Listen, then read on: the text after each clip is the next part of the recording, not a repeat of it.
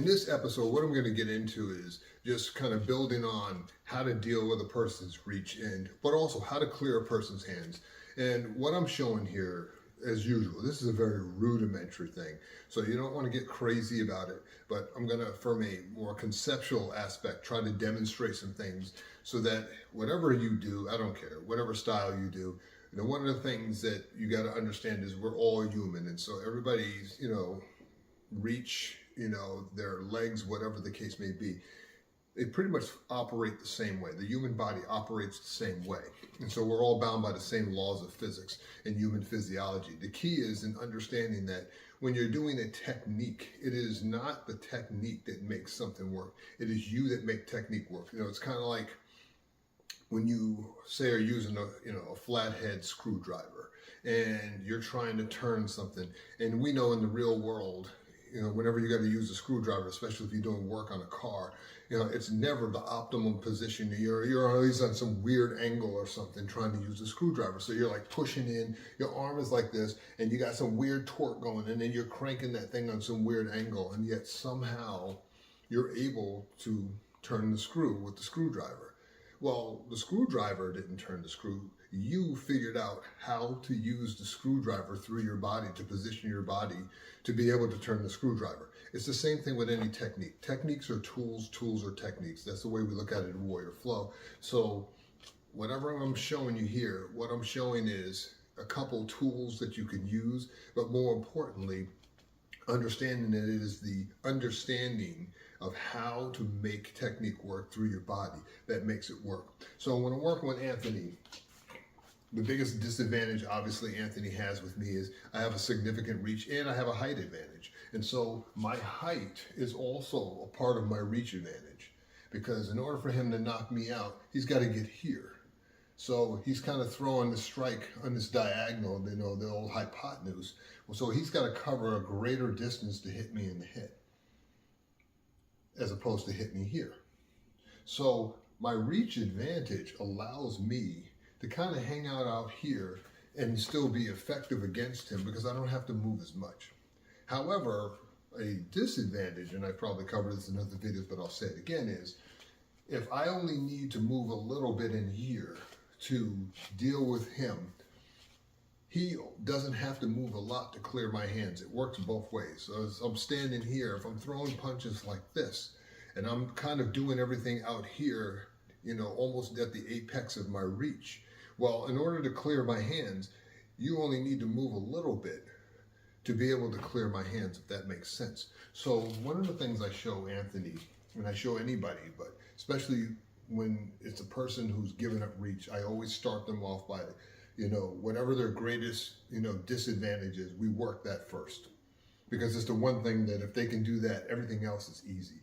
So as I'm throwing a strike, rather than him pushing my arm away, push it away, please, and pushing it out here, the problem with that is, yes, he cleared it, but now he's got to recover all this distance with his own arm. So rather than doing that, he does this thing that, I learned from Grandmaster Perkins, and that is he kind of lets it go and lets it slide through his hand as he goes. What that does is it minimizes the amount of movement not only he needs with his hands, but in order to hit me, and we'll do something where you can see this a little better, he only needs to move his body offline just enough to cause me to miss. And that's an important thing to understand. He's not trying to block it all away, because every time he blocks it away, he's got to recover all that distance with his own arm. This is why in Warrior Flow, we tell people to stop moving so doggone much, because the more unnecessary movement you have, the more time you create an opportunity you give for the other person to get back into the fight. So if I'm fighting with Anthony and I'm throwing punches, see, he already moved offline. Visually, it looks like I can still hit him here. And I sped up, obviously, to cheat to make that work. But the reality is, if I'm real out there, see, he didn't know I was going to cheat on camera. But his natural reflex caused him, when he flinched, to clear my hand. But notice he didn't push it all the way.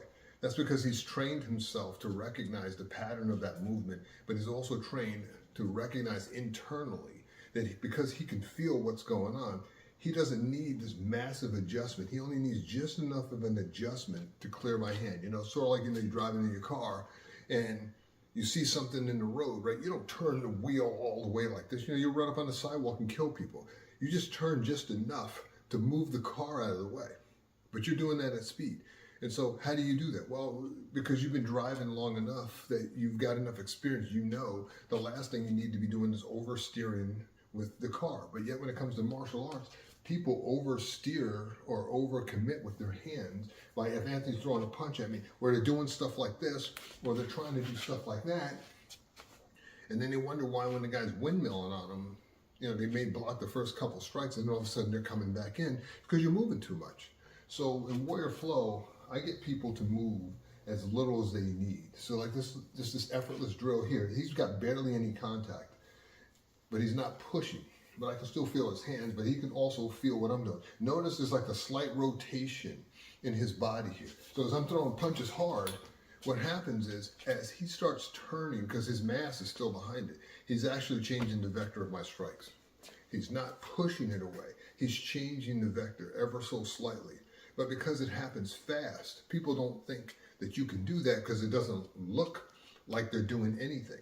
Yet you see boxers do this all the time where they'll turn their body and a strike will come and they'll turn their body as they're slipping things or they're bobbing and weaving and it's just grazing right past them. But it's not this big, massive movement. It's a lot of times these little, short, kind of jerky looking motions. But in fact, they're just turning enough because they know they only need to turn just enough to make sure that punch doesn't come through or hit them in the face as they're doing all this stuff.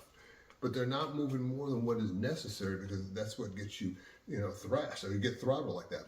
In the next video I'm going to cover, or the next portion of this, I'm going to show it from a different angle where you can see what he's actually doing and get a little more of a conception of what he's doing.